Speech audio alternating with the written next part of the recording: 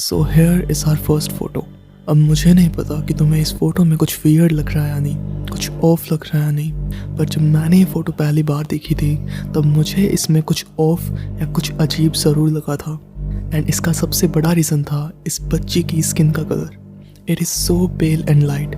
इसे देखकर ऐसा लगता है कि जैसे इसकी बॉडी में खून है ही नहीं। फिर जब मैंने इंटरनेट पर इसकी स्टोरी ढूंढने की कोशिश की तब मुझे पता चला कि ये फ़ोटोग्राफ विक्टोरियन एरा की है। 1837 से लेकर 1901 तक इंग्लैंड का जो वक्त था उसे विक्टोरियन एरा बुलाते हैं। So the thing is, Victorian era में फ़ोटोग्राफी एक बहुत ही न्यू और एक्सपेंसिव चीज़ थी और इसी वजह से बहुत से लोग अपनी पूरी लाइफ में अपना एक भी फ़ोटो नहीं खिंचवा पाते थे। एंड उस एरा में लाइफ एक्सपेक्टेंसी भी बहुत कम थी क्योंकि उस वक्त नई नई तरह की बीमारियां फैल रही थी और तब ज़्यादा अच्छी मेडिकल फैसिलिटीज़ भी नहीं थी। तो जब कभी छोटे बच्चों की डेथ होती थी, स्पेशली उनकी जो किसी वेल टू डू फैमिली से बिलोंग करते थे, तो उनके पेरेंट्स उनकी डेड बॉडीज़ की फ़ोटोज़ क्लिक कराते थे, स्पेसिफिकली पोर्ट्रेट्स जिनमें ऐसा लगे कि वो जिंदा हैं। वो ऐसा इसलिए करते थे ताकि वो अपने बच्चों की यादों को अपने पास संजो के रख सकें। सो जो फ़ोटो मैंने तुम्हें पहले दिखाई थी, इस फ़ोटो में ये लड़की जिंदा नहीं है एंड ये फ़ोटो उसकी डेड बॉडी की है। Now look at this photograph.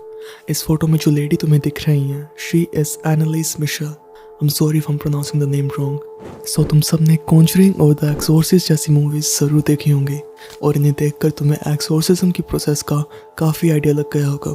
You know कि कैसे चर्च से प्रीस्ट को बुलाया जाता है एंड कैसे ये पूरी प्रोसेस बहुत ही ज़्यादा इंटेंस होती है। जिसका एक्सोर्सिज्म किया जा रहा होता है, that person has to go through a lot of pain. But this lady Anneliese Michel, क्या तुम यकीन करोगे कि she had to go through the process of exorcism for a total of 67 times। Anneliese Germany में रहती थी और उनकी स्टोरी ये है कि वो क्लेम करती थी कि उन्हें डीमंस की आवाज़ें सुनाई देती हैं।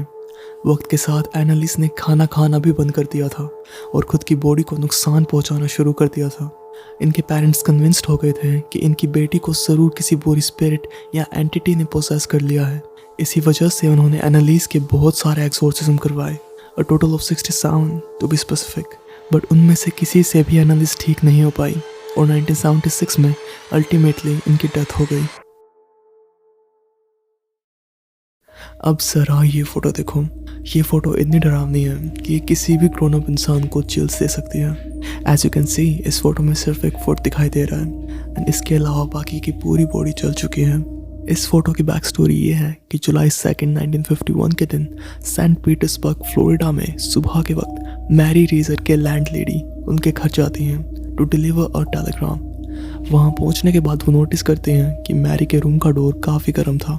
जब लैंडलेडी ने वो डोर खोला तो उन्होंने देखा कि मैरी की सारी बॉडी ऑलमोस्ट राख में बदल चुकी थी और सिर्फ उनका लेफ्ट पाँव और उनका स्कल बचा था। मैरी रीजर की डेथ का कोज अभी तक एक अनसॉल्व्ड मिस्ट्री है।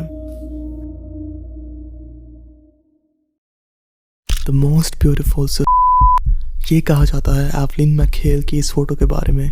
जो लेडी तुम्हें इस फोटो में दिखाई दे रही हैं, शी इज़ एवलिन मैकहेल। इस फोटो की स्टोरी ये है कि इन्होंने सुसाइड कमिट किया था 86th फ्लोर से जंप करके और ये यूनाइटेड नेशंस की एक लिमोसिन पर गिर गई थी और उसी वक्त एक फोटोग्राफी के स्टूडेंट ने उनकी इस डेड बॉडी की फ़ोटो ली थी।